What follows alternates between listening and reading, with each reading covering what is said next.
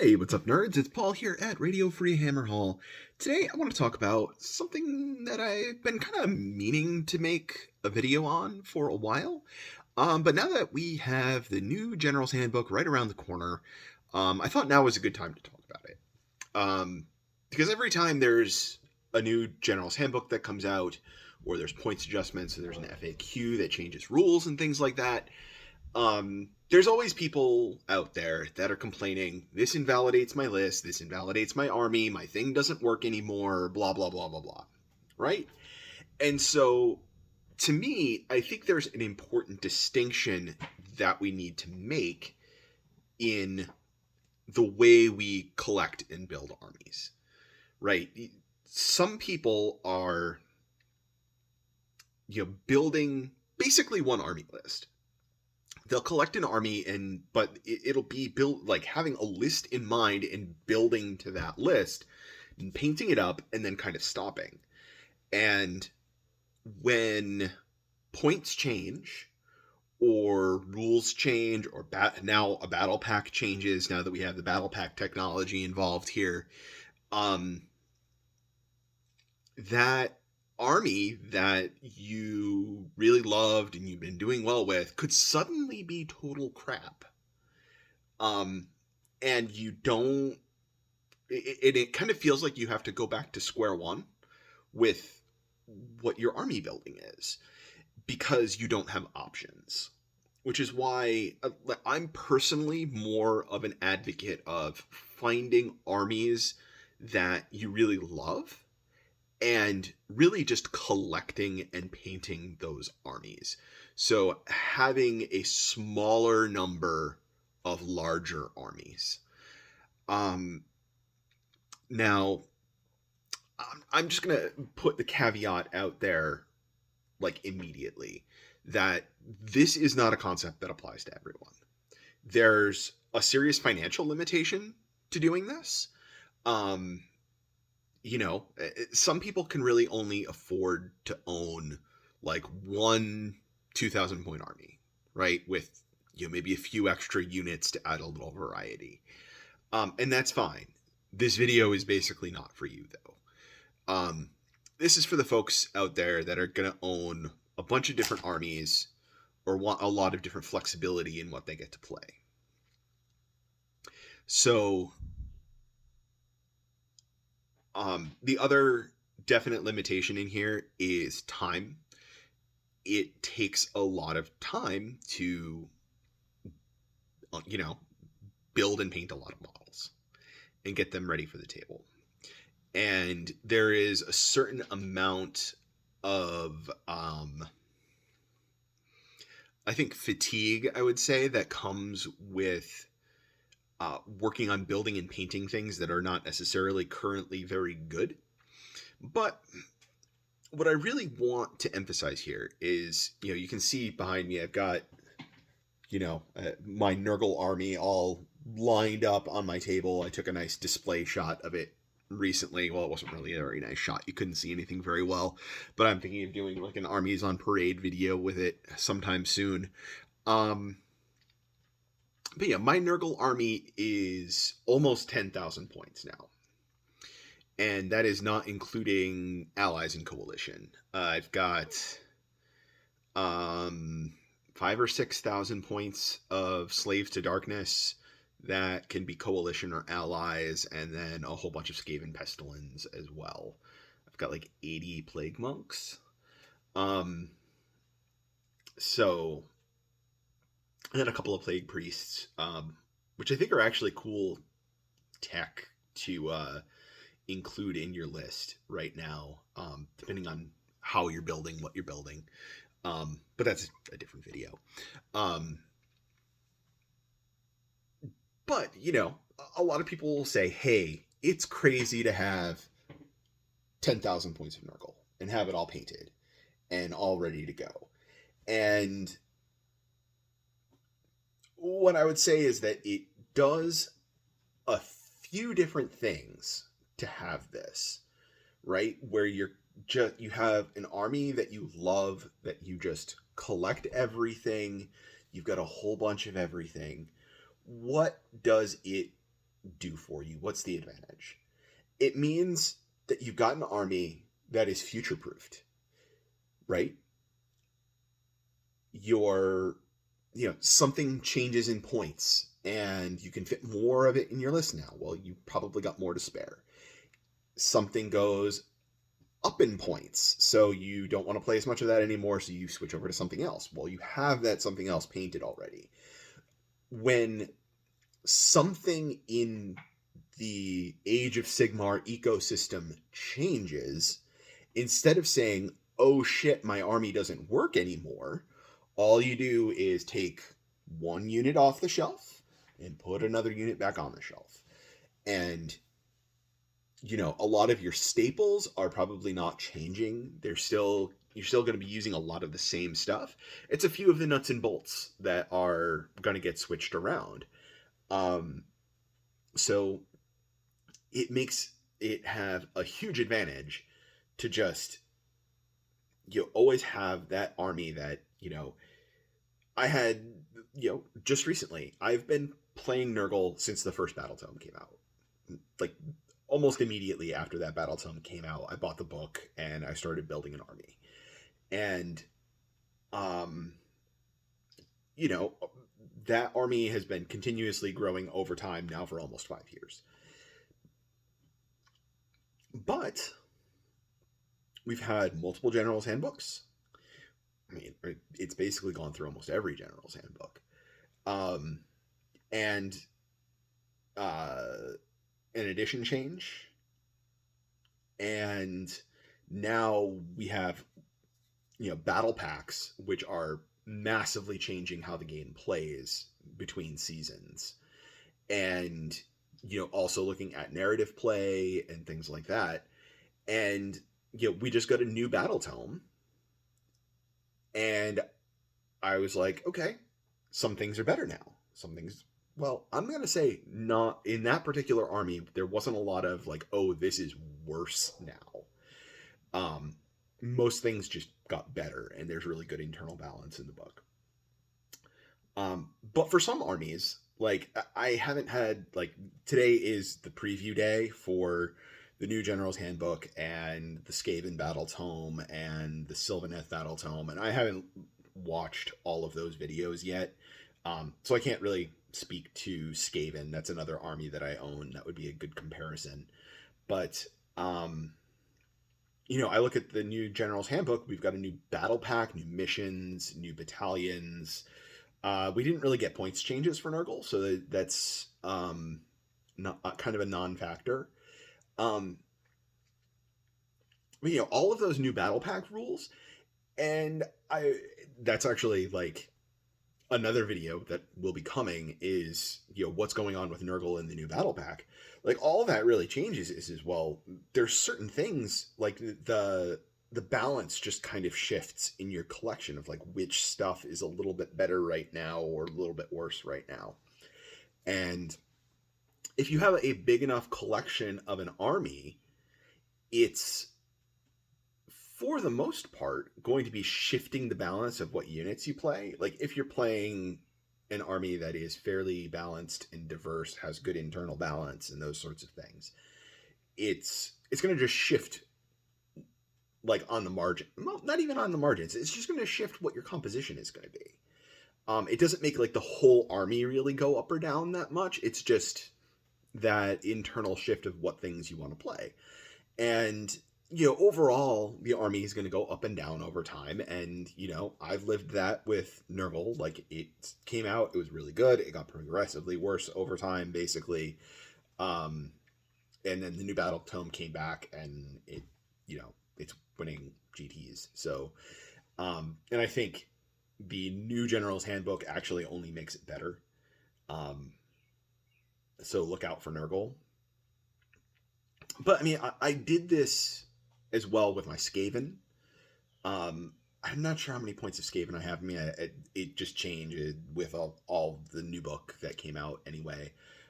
So I'd have to kind of repoint my collection. My Skaven army is big. I mean, I could use more clan rats. I think I only have 80. But I have like 80 clan rats, 80 plague monks, 40 storm vermin, bunch of storm fiends, a bunch of acolytes, a whole bunch of a lot of different things that you know add diversity to that force. That if different things are good, you can shift things around a little bit. I think Skaven in particular are a little bit limited right now because they have some things that are really old in their range that I think are never going to get really like better points, or better rules, like until they give them new sculpts. Like I don't think Eshin is ever going to be good, no matter how much like ninja rats are cool. Um, but yeah, previously I would say my Cities of Sigmar used to be a very comprehensive army. But that was when it was Free Guild, and before that, it was the Empire. I had basically everything from the Empire, and then the size of the range shrank, and then it shrank again, and then it got put into Cities of Sigmar, and now it's this big of a piece of this big of a book. So this big of a piece, I have like everything. Um, but I honestly don't really like the book enough to go like this, and I think it currently has some problems to it where it's actually better as um, being like a vessel for a couple of good Stormcast units playing in Living City, or playing Tempest Sai and bringing in a bunch of KO and making KO stuff better. Um, but that's not the point. I guess maybe it kind of is the point that like Cities of Sigmar in particular is a difficult army to do this with because of all of the coalition and how big the book is. Stormcast Eternals would be another example of like it would be really, really expensive to do this with Stormcast Eternals. Um, I'm currently working on an Iron Jaws army. And that's a super easy army to do this with because it's got like 7 war scrolls. So there's only so much of everything you can have. And you're not going to go very often and build an army that's just like all one thing that you need a shitload of because everything is pretty elite anyway. Um, and then Slaves to Darkness, I've got a good variety of stuff in Slaves to Darkness as well. So, it's kind of future proof for things getting better or worse. I would like to expand that army further and pick up a few other things. But, I mean, it's funny because it's technically not even done being painted yet. Like, and I have a lot of stuff that's fully painted, but I didn't do the bases on it yet. So that army, although being like 6,000 points, I think, um, it has not seen a lot of table time. I think once I get the inspiration to finish Archaon and do the basing on all of the models, like then I'll like feel better about bringing it out. But also, like I just have this huge collection of Nurgle that is just the thing that I like, that I play a lot. So really, I mean, I'm kind of just babbling on here, but the point really is like if you build a collection as opposed to building an army, you don't really have to worry as much about changes in the overall Age of Sigmar environment really having an impact on your ability to play a certain army in the game. It's going to change your list, but it's not going to be, I put this whole army on the shelf because it's not good. And that happens when you're building to like one list. Like, for example, like if you were playing Iron Jaws, since the last book came out, you could own 2 Maw Crushes, 12 Pigs, 2 War Chantas, and then whatever to fill the last like 150 points. And you could have just been running on that alone and been totally fine, been holding your own in tournaments and having a lot of fun because it's Iron Jaws and they smash shit, and that's great. But like this new battle pack has come out, and maybe Ard Boys are a lot better now. And What if you just don't even own any? What do you do? Now, you probably do own them because the Start Collecting box is has the War Chantas and the Gore Gruntas. And so, you pretty much just get free Ard Boys that are probably sitting on sprue in your closet right now. But you might not have the Brutes, which are also going to be a lot better now. So that's really kind of the point that I'm making. Is it when you're collecting Age of Sigmar and you kind of choose to dive deeply into this game, there really are plenty of folks that they just want to have a ton of armies. And there's some people that'll have like 10, 15 armies, but you ask them how many points they are, and they're probably all under 3,000 points total for that army at any given time. So that means if a new book comes out, if the battle pack changes, if there's big rules changes, big points changes, it could really basically invalidate their whole army, and they would need to go buy stuff to add on to it. And that kind of feels bad. Like, especially if you're doing an army like that as like one project, right? Instead of like this big evolved thing over time. Like there's that huge advantage to just, I've got everything already. I like, okay, one new kit comes out, like I buy a bunch of that new kit and paint it up and add it to my army. But some people really just kind of like work on an army project and like, okay, I'm going to paint my 2,000 points and move on to the next army that's 2,000 points. And personally, I just think that's a bad idea because it's kind of it gives you that like play variety of having a lot of different things to choose from. But let's face it, like I think most people kind of have a play style and they like to play certain things, and having that much variety isn't always that good. Like I personally found that like I have had other armies and I've sold them, and because they just were not for me. Like I had a Khorne army, totally just not my play style. Stormcast Eternals I had for a little while. Karajan Overlords, like I never even got enough stuff done to put it on the table. Before that got tossed. I bought a whole bunch of Cities of Sigmar Dispossessed. Again, it never even saw the table before it got sold because I was just like, this, like, why am I dedicating the money to this army that I'm just not that interested in? Now, my Slaves to Darkness actually started out as an extension of my Nurgle army before the new book and points changed, right? And rules changed and points changed and all of that stuff. But the good thing is that I also like the Slaves to Darkness book. So, like, that's okay. I don't mind that. I have, that other piece of an art, like it was a piece of an army and now it's just kind of broken off and it's really its own thing. And maybe once in a while I'll play with Be'lakor in my Nurgle, but other than that, there's not too many things to really bring in. I can't really think of anything that in Slaves to Darkness that would be good enough on its own to bring into Nurgle and not benefit from the allegiance abilities and have that like be better than whatever's in Nurgle with its allegiance abilities. Be'lakor is the only thing I can really think of that would work like that.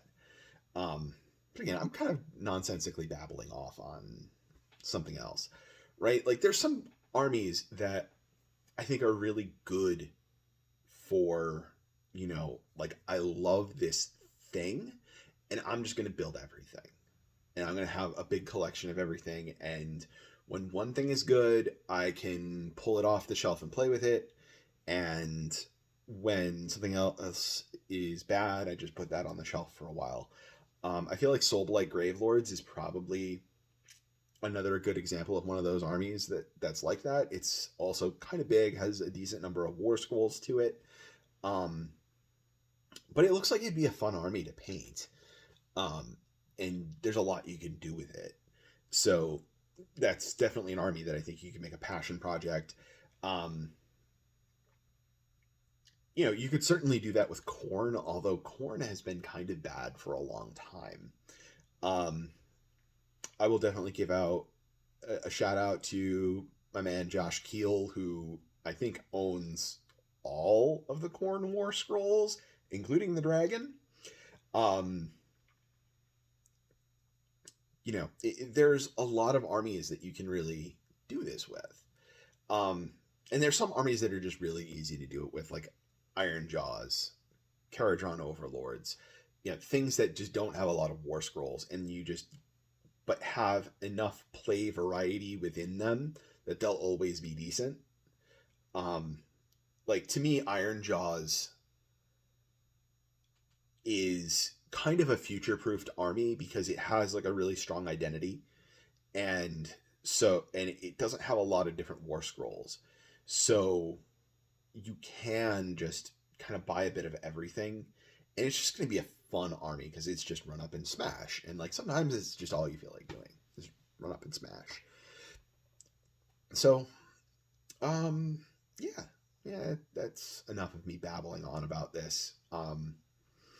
But yeah, I think you kind of, if you build an army rather than like build an army that's like a collection of the army rather than just really like building to a specific list, um, you're kind of future proofing yourself. You're not going to flip armies as much.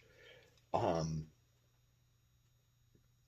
you're just going to find something you love and stick with it and get all the stuff for it all the time. And as things shift around, your list will shift around, but you're still playing the same core army. There's a lot of things that, you know, are, sometimes they're going to be better than others. There's some things that are just kind of evergreen that you're always going to have. So I don't know, guys, that's it that I really have for now. It was just really some thoughts triggered off of, reading things online and listening to some commentary on the New General's Handbook. And I was like, man, am I glad that I have a collection of Nurgle rather than just like a list. And I think having just a list of an army as opposed to a collection of an army just leaves you with a lot of bad feelings every time something changes. And if you just embrace the idea that things are going to change and you're going to need to buy more stuff and just have the collection of the army so you can just shift around as things in Age of Sigmar shift around, you're going to feel better about it. And then you just have a cool collection to look at too. So that's it for now, guys. I will talk to you all later.